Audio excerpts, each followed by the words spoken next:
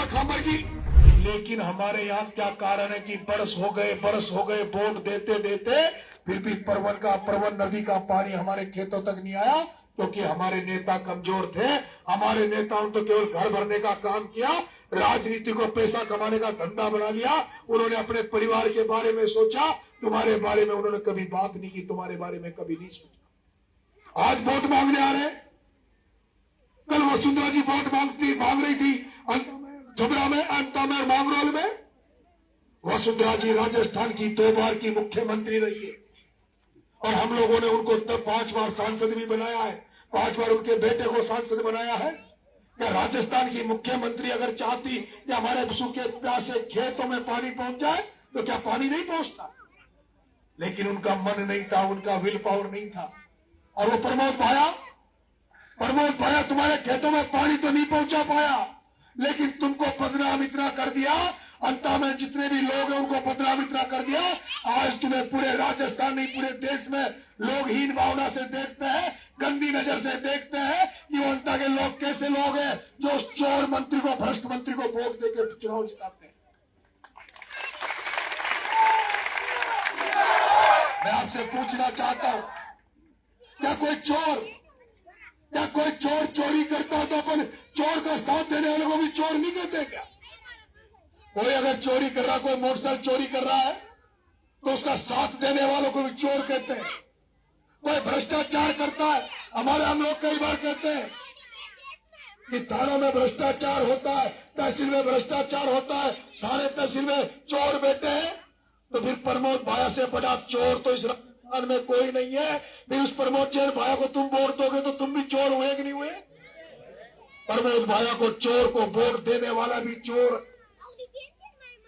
अब वो भेज रहा, मैं जब कह रहा हूं अब मेरे पे दादागिरी कर रहा है कि मेरे को चोर मत कहो।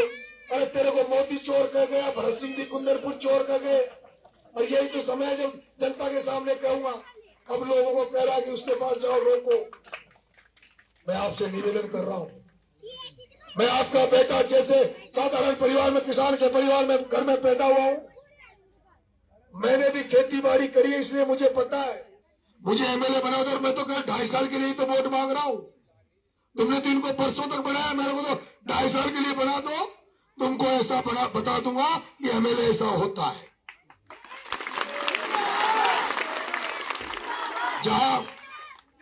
जहां थानों में तुम तो अब तक जो रिश्वत ली जाती थी, पैसे लिया जाता था, उस थानों में जब अब तुम जाओगे, कोई रिपोर्ट दर्ज करने जाओगे, कोई बात करने जाओगे, तो तुम्हें सम्मान मिलेगा। थानेदार भी कहेगा कि अब नरेश मीणा तुम्हारा एमएलए, आओ तुम बैठो और चाय पियो, उसके बाद तुम्हारी रिपोर्ट भी दर्ज करेंगे, तुम्हारी कार्रवाई भी करेंगे।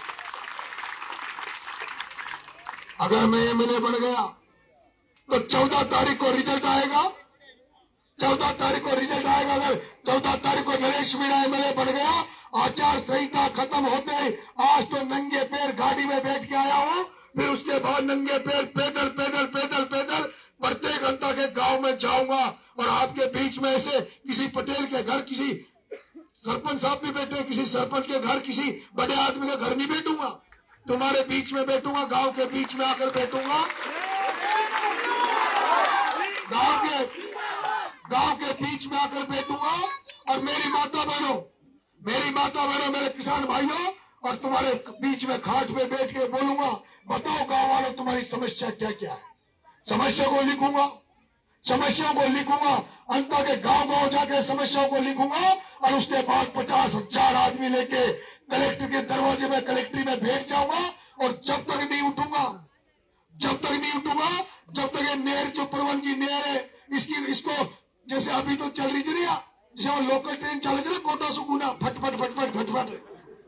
इसको एमएलए बनने के बाद कलेक्टर से कह दूंगा कि कलेक्टर साहब इसको गति दे दो, इसको राजधानी ट्रेन बना दो जो सुर चले, जल्दी से जल्दी माँ खेता में पानी आ जाओगे। कलेक्टर से कह दूंगा कि बुलाओ उन अधिकारियों को जो नहर का काम कर रहे हैं, कौन अधिकारी है जो धीरे काम कर रहा है।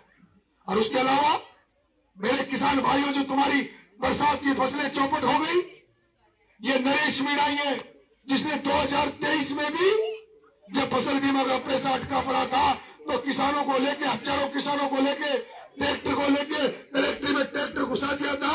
कलेक्टर एसपी को ट्रैक्टर के ऊपर खड़ा कर दिया था और यहाँ के किसानों को, 12 के किसानों को 81 करोड़ रुपए कलेक्टर से दिलवाए थे फसल बीमा के।